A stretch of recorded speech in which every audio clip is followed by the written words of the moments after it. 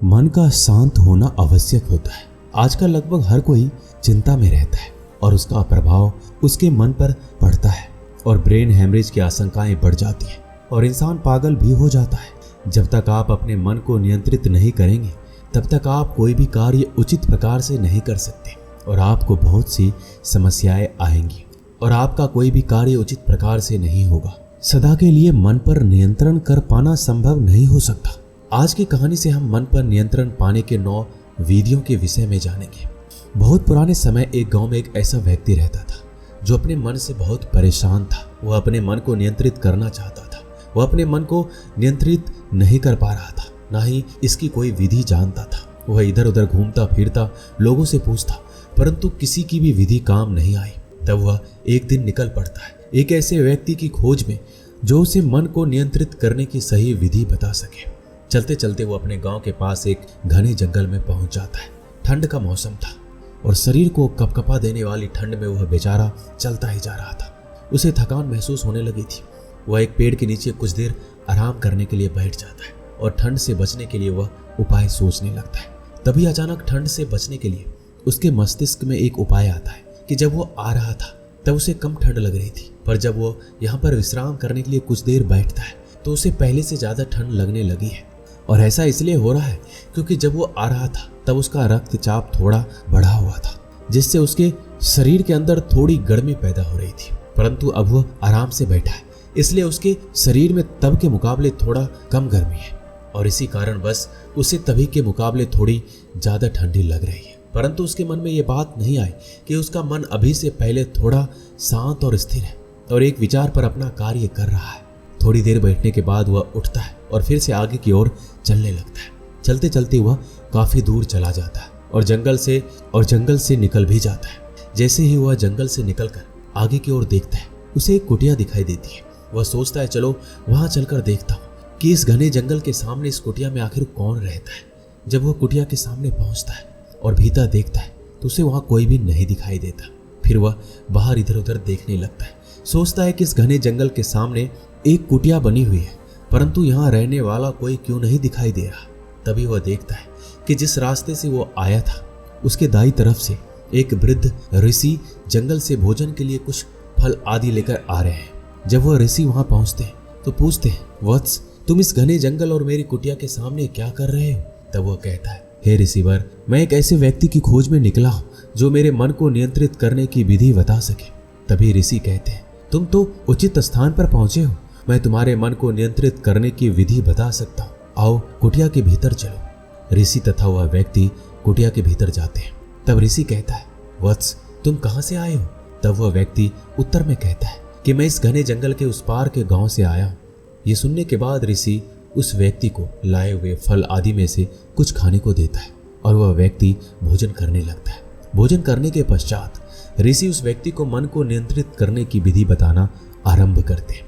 ऋषि ने कहा, वत्स मन मस्तिष्क उस क्षमता को कहा जाता है जो मनुष्य को चिंतन शक्ति, स्मरण शक्ति, निर्णय शक्ति, बुद्धि, भाव, एकाग्रता, व्यवहार, परिज्ञान इत्यादि में सक्षम बनाती है। सामान्य भाषा में मन शरीर का वह हिस्सा या प्रक्रिया है जो किसी ज्ञान को ग्रहण करने, सोचने और समझने का कार्य करता है। अगर मैं तुम्हें यह 9 विधि बताऊंगा तो तुम्हारे मन को नियंत्रित करने में काम आएगी। पहला, अपने आप से प्रेम। मन में शांति लाने के लिए सबसे पहले आपको अपने आप से प्रसन्न रहना होगा, खुद से प्रेम करना होगा। जब तक आप अपने द्वारा किए गए कार्य से खुश नहीं हैं, तब तक आप अपने मन को शांति नहीं दे सकते। जब भी आप कार्य करें उसे आप अपने शांत मन से कीजिए, उस पर गर्व कीजिए। अगर कार्य क्रोध से करोगे तो ना ही वो कार्य आपका उचित प्रकार से होगा, ना ही आप समस्या से बाहर आ सकोगे। अगर आप अच्छे कार्य कर रहे हैं तो आप अच्छे हैं, दूसरे भी आपको अच्छे ही कहेंगे। अगर आप खुद को जानना चाहते हो तो प्रतिदिन प्रातः उठकर दर्पण में देखिए। आपका चेहरा आपको अवश्य बताएगा आप खुश हैं या गुस्से में हैं या निराश हैं। इसलिए अपने आप से प्रेम करोगे तो सामने वाला भी आपको देखकर खुश होगा, क्योंकि यह संसार एक दर्पण की तरह है। जैसा हम दर्पण के सामने करते हैं वैसा ही वहां भी दिखता है। ठीक वैसे ही जैसा आप संसार के सामने प्रदर्शित करोगे वैसा ही सामने वाले भी प्रतिक्रिया करेंगे। दूसरा, ध्यान। मन की शांति के लिए ध्यान बहुत आवश्यक है। जो हमारे मन को काफी शांत रखता है। श्वास की इस प्रक्रिया में आप अपने आंखों को बंद करें और गहरी श्वास लेकर बाहर छोड़ें। ये कार्य आप प्रतिदिन प्रातः करें, जिससे आपका मन काफी शांत और सक्रिय रहेगा और आप पूरे दिन अच्छा महसूस करोगे। तीसरा, व्यायाम। व्यायाम से रक्त परिसंचरण अच्छे से होता है, जिस कारण हमारा मन भी इससे प्रभावित होकर शांत तथा अच्छे से कार्य करता है। व्यायाम करने से हम निरोग और स्वस्थ रहते हैं और शरीर का निरोग तथा स्वस्थ रहना मन के लिए आवश्यक है। चौथा, पूर्ण निद्रा। कम निद्रा शरीर के लिए काफी नुकसानदायक है, इसलिए हमारे दिमाग पर बहुत प्रभाव पड़ता है, जिससे हम पूरे दिन अर्ध निद्रा सा अनुभव करते हैं और हमारा मन किसी भी कार्य को अच्छे से नहीं कर पाता है। इसलिए आपके शरीर को जितनी निद्रा की आवश्यकता है उतनी निद्रा अवश्य लें।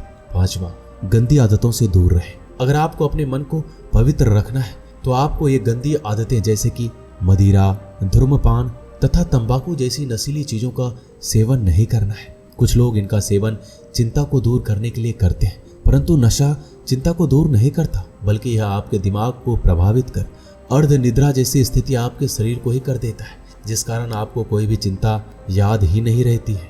इसलिए आप नशे से दूर रहें और ऐसे और भी गंदी आदतों से दूर रहें। छठा, सकारात्मक सोच। एक सकारात्मक सोच व्यक्ति को क्या से क्या बना सकती है। अगर आपके पास सकारात्मक सोच है तो आप जो बनना चाहते हैं आप उसे पूर्ण करने के लिए बहुत मेहनत करेंगे और सफल भी होंगे। इसके लिए आपके अंदर सकारात्मक सोच का होना बहुत आवश्यक है। अगर आप नकारात्मक सोच रखते हो कि मुझसे नहीं हो पाएगा, तो वो कार्य आपसे होगा ही नहीं, चाहे वो कार्य कठिन हो या सरल। और इस नकारात्मकता के कारण आपका मन अशांत रहेगा। याद रखें, बिना प्रयास किए हार ना मानने की सोच ही सकारात्मक सोच है। सातवां, प्रसन्न रहिए। अगर आप प्रसन्न नहीं रहते तो ये सबसे बड़ी समस्या है। आजकल लोग छोटी छोटी बातों से चिंतित तथा अप्रसन्न रहते हैं, परंतु वो लोग इस बात को नहीं समझते हैं कि उनके चिंतित तथा अप्रसन्न रहने से उनके कोई कार्य उचित प्रकार से पूर्ण नहीं होंगे। वह चिंतित तथा अप्रसन्न रहकर कार्य करने के स्थान पर प्रसन्न तथा चिंता मुक्त होकर कार्य करे तो इससे उसके मन में सकारात्मक ऊर्जा उत्पन्न होगी, जिससे वह अपने कार्य को अच्छे से कर सकेंगे। आठवां, खान पान पर ध्यान दें।